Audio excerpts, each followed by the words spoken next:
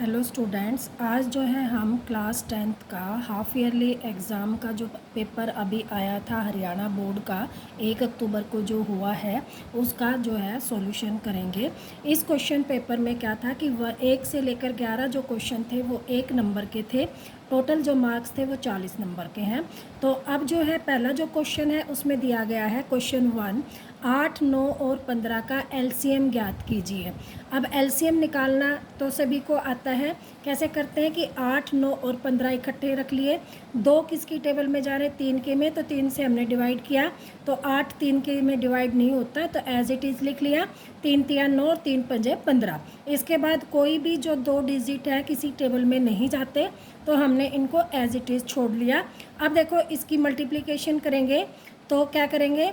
8 5 तिये 15, 15 8 क्या होता है 120। 120 को 3 से करेंगे तो 12 तिये 36, 36 और पीछे 0 लगा देंगे तो आंसर आ जाएगा 360। तो 8, 9 और 15 का एलसीएम होगा 360। उसके बाद है के किन मानों के लिए निम्न रेखिक समीकरणों के युग्म के कोई हल नहीं होगा। अब क्या है? कोई हल नहीं होगा। 3 तरह की हैं ये। हमने जो पेपर में करने से पहले देखो हमने 3 तरह का सॉल्यूशन होता है। एक होता है 2 इक्वेशन हो a1x plus b1 y plus c is equal to 0 और a2x plus b2y plus C1 लिख लें, इसको C2 इज इक्वल टू 0। तो हमारे पास होता है A1 upon A2 is equal to B1 upon B2 not equal to C1 upon C2। तो इसका आता है कोई हल नहीं है। ठीक है। और अगर तीनों इक्वल है A1 is equal to A2, B1 is equal to B2 और C1 अपॉन C2, इसका कोई हल नहीं होता। लिख लेती है कोई हल नहीं है। इसका है अनेक हल। क्या है? अनेक हल। ये आ गया, कोई हल नहीं है।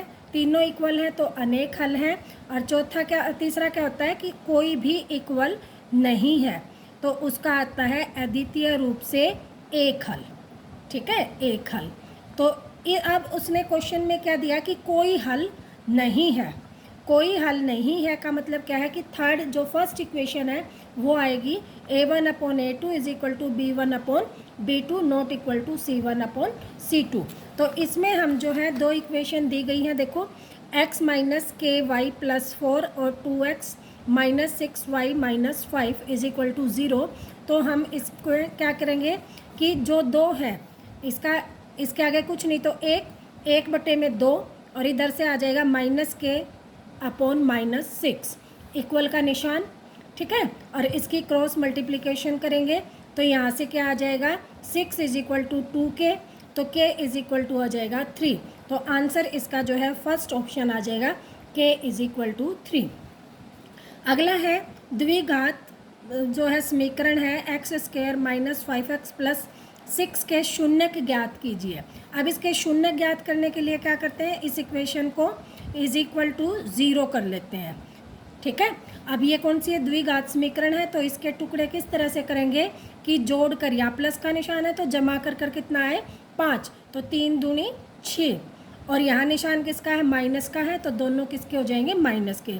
तो हमारा एक बन जाएगा minus 3x minus 2x plus 6 is equal to 0। यहाँ से x कॉमन तो यह आ जाएगा x माइनस 3, यहाँ से माइनस 2 कॉमन तो यह आ जाएगा minus 2x plus 3 is equal to 0। तो x माइनस 3 दोनों में से कॉमन और यहाँ से बच गया x, यहाँ से बच गया माइनस 2 इज इक्वल टू 0। तो x minus 3 is equal to 0 और x minus 2 is equal to 0। तो यह आ जाएगा x minus 3 is equal to 0, x is equal to 3 और x इज इक्वल टू 2। तो ऑप्शन आ गया 3 और 2। अब देख लो कौन सा है, ये आ गया। 2 और 3 लिख लो या 3 2 लिख लो, एक ही बात है। तो हमारा जो फर्स्ट आंसर है ये हमारा आंसर हुआ इसका। ठीक है। अगला है के मान का जिसके लिए द्विघात समीकरण के बराबर मूल है।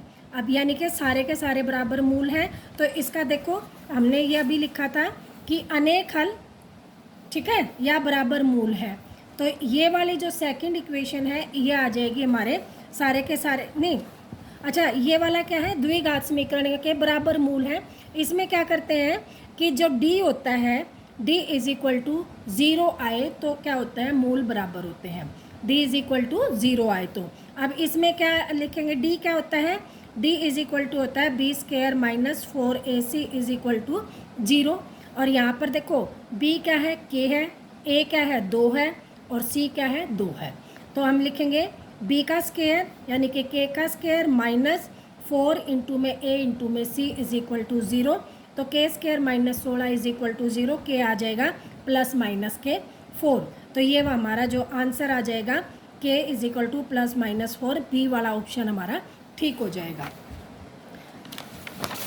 ठीक है, नेक्स्ट जो क्वेश्चन है, 5वां क्वेश्चन है कि 20वां पद ज्ञात कीजिए। एपी दे रखी है, एपी दे रखी है तो देखो इसका ए जो होगा क्या हो जाएगा, ए इज इक्वल टू 3 हो जाएगा, डी इज इक्वल टू क्या हो जाएगा 8 माइनस 3 यानी कि 5। 20वां पद निकालना है तो ए 20 क्या होता है, ए प्लस 19d, ए कम डी होता है।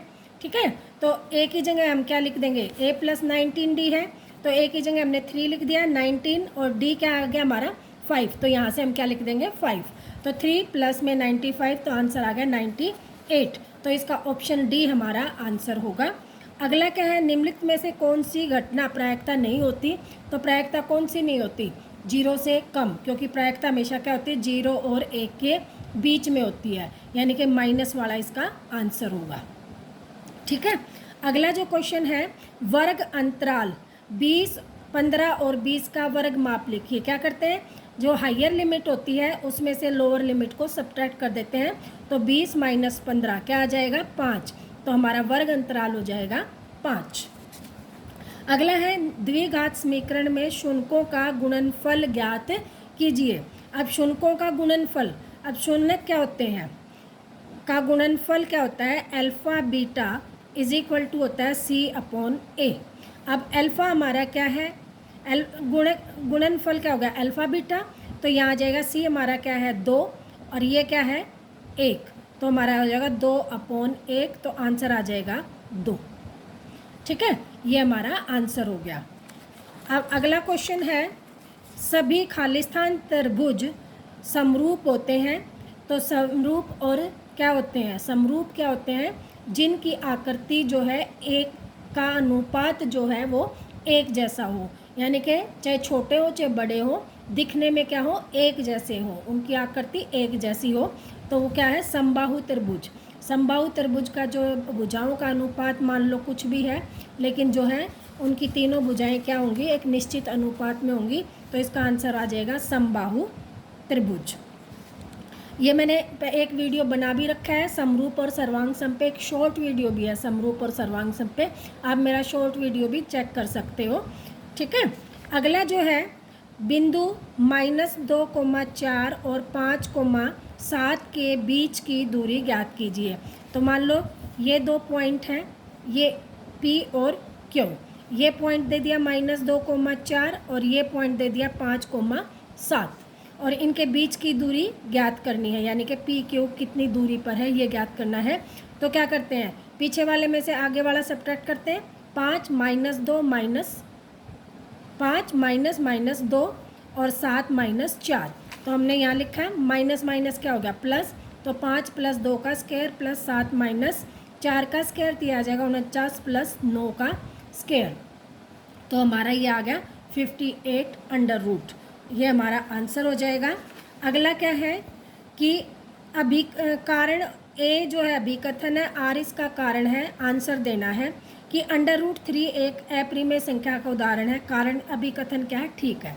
अगला क्या है, सभी धनात्मक पूर्णांकों के वर्गमूल अप्रिमेय संख्या होती है, कारण क्या है गलत है। क्यों गलत है, देखो धनात्मक पूर्णांक तो 4 भी हो गया, 9 भी हो गया, 16 भी हो गया, अब इसका वर्गमूल करेंगे तो क्या आएगा 2, एक अप्रिमेय संख्या नहीं है। इसका वर्गमूल करेंगे तो 3 आएगा, ये भी अप्रिमेय संख्या नहीं है। इसका वर्गमूल करेंगे तो भी क्या आएगा 4, ये भी अप्रिमेय संख्या नहीं है। तो सभी धनात्मक पूर्णांकों के वर्गमूल अप्रिमेय संख्याएं नहीं होती, तो ये क्या हो गया गलत हो गया। तो इसका ऑप्शन आ जाएगा तीसरा कि अभिकथन सही है लेकिन कारण जो है वो आर जो वो है गलत है। ठीक है, अगला जो क्वेश्चन है 2 नंबर के क्वेश्चन आगे 12वां क्वेश्चन, सिद्ध कीजिए कि √5 एक अप्रिमेय संख्या है। आई होप ये क्वेश्चन जो है पिछली बार भी आया हुआ था पेपर में, और ये क्वेश्चन बहुत ही इम्पोर्टेंट क्वेश्चन है। मैंने बहुत बार बता दिया है कि √2, √3, √5 इस तरह के जो क्वेश्चन आते हैं कि सिद्ध कीजिए ये संख्याएं प्रीमेय हैं या नहीं है, ये बहुत बार क्वेश्चन में आता है। तो आप लोग जो है इस क्वेश्चन को स्टार्ट कैसे करते हैं कि माना √5 एक प्रीमेय संख्या है। हमने सिद्ध क्या करना है, अप्रीमेय। हमने मानना क्या है, प्रीमेय संख्या है। ठीक है, प्रीमेय संख्या है तो प्रीमेय संख्या को हम क्या लिख सकते हैं, P/Q के रूप में लिख सकते हैं। तो √5 क्या हो जाएगा, P/Q, और Q नॉट इक्वल टू 0। ठीक है, और क्या लिखेंगे, P एंड Q जो है सहअभाज्य संख्या है, सहअभाज्य संख्या है। सहअभाज्य संख्या का मतलब क्या होता है कि ये अपने आप से भाग होती है और किसी से भाग नहीं होती। ठीक है, अब इसका क्या करेंगे हम कि इसका स्क्वायर कर लेंगे। स्क्वायर दोनों साइड करने पर √5 का स्क्वायर इज इक्वल टू क्या आ जाएगा, P/Q का स्क्वायर। तो ये आ जाएगा 5 इज इक्वल टू P²/Q², और इसको हम लिख सकते हैं 5Q² is equal to P²। अब ये क्या है कि जो 5Q जो है 5 का गुणनखंड है, यानी कि इससे गुणा हो रही है। देखो 1 गुणा में 5 लिखे हम तो क्या होगा, 1 से 5 की गुणा हो रही है, फिर 2 गुणा में 5 हो जाएगा तो भी क्या हो रही है, 2 की 5 से गुणा हो रही है, यानी कि ये संख्या 5 से क्या होगी, भाज्य होगी। भाग कर सकते हैं क्योंकि देखो हर बार क्या है, 1 से गुणा करी, 2 से गुणा करी, 3 से गुणा करी, चाहे कुछ भी हो, इसको हम 5 से भाग करेंगे तो 5 हर बार कट जाएगा, यानी कि 5 से ये संख्या भाग हो रही है। जबकि हमने क्या कहा था कि ये संख्याएं क्या है, सहअभाज्य, ये किसी से भाग नहीं हो रही।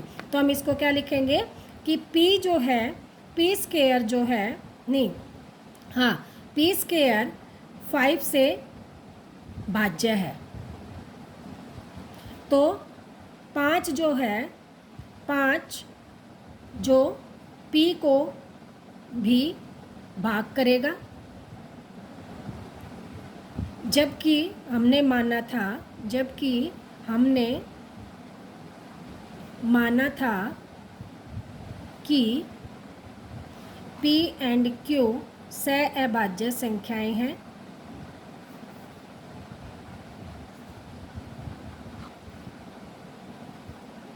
अतः हमने माना वो गलत है, इसलिए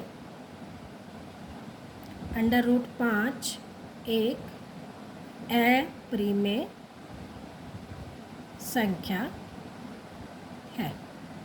ठीक है, समझ में आ गया क्या किया हमने, कि हमने माना था प्रीमेय, हमने सिद्ध क्या किया कि जो हमने माना वो क्या है, गलत है। तो क्या हो गया, √5 एक अप्रीमेय संख्या होगी। ठीक है, अगला जो क्वेश्चन है उसमें क्या है, निम्नलिखित रैखिक समीकरणों के युग्म हल ज्ञात कीजिए। रैखिक समीकरण के युग्म हल ज्ञात करने हैं।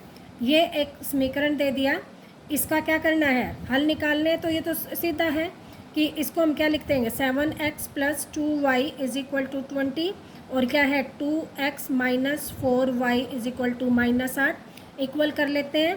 तो इसको 2 से मल्टीप्लाई करें तो ये इक्वल हो जाएगा। तो इसको 2 से मल्टीप्लाई करते तो ये हो जाएगा 14x + 4y = 40। सब्ट्रैक्ट ऐड कर देते हैं तो ये क्या कैंसिल हो जाएगा, ये बन जाएगा 16x = 32। तो x = आ जाएगा 32/16, यानी कि 2। इसके इक्वेशन को हम जो है फर्स्ट इक्वेशन इसको मान लें, सेकंड इक्वेशन इसको मान लें।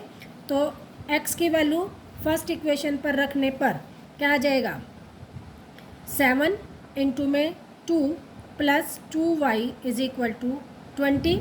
तो ये आ जाएगा 14 + 2y = 20, 2y = 20 - 14, 2y = आ जाएगा 6, y = आ जाएगा 6/2, यानी कि 3।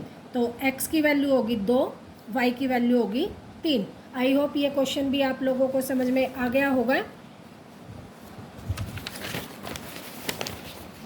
नेक्स्ट क्वेश्चन है यदि एक AP का तीसरा पद 12 है, यानी कि A3 इज इक्वल टू कितना है, 12 है। 10वां पद 26 है, यानी कि A10 क्या है, 26 है।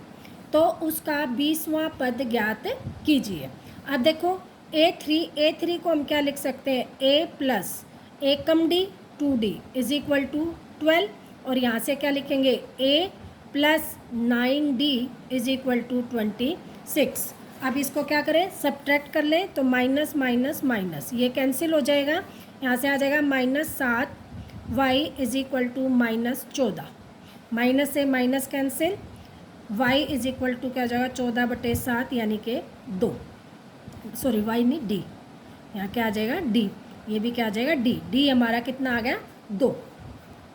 और इधर क्या करेंगे, इस d की वैल्यू क्या करेंगे, इस पहले समीकरण में पुट कर लेंगे, तो a प्लस 2 इंटू में 2 इज इक्वल टू 12, तो a plus 4 is equal to 12, तो a इज इक्वल टू क्या आ जाएगा, 12 माइनस 4 यानी कि 8। हमारा a क्या आ गया, 8 आ गया, और d हमारा कितना आ गया, 2 आ गया। अब कौन सा पद निकालना है, 20वां पद निकालना है, तो A20 को हम क्या लिख सकते हैं, a प्लस 19d। अब a हमारा कितना है, 8 प्लस 19 गुना में 2, 8 प्लस 19 दूनी 38, तो यह आ गया हमारा 46। तो हमारा जो है 20वां पद क्या आ गया, 46। आई होप ये क्वेश्चन भी आपको समझ में आ गया होगा। जो आगे 3 और 4, 5 नंबर के जो सवाल हैं नेक्स्ट वीडियो में मैं करवाऊँगी, ताकि आप लोगों को एक बार में अच्छी तरह से समझ में आ जाए। तो अगला जो है मेरा वीडियो देख लेना, इसमें लिंक भी दे दूँगी इसी वीडियो में मैं नेक्स्ट वीडियो का।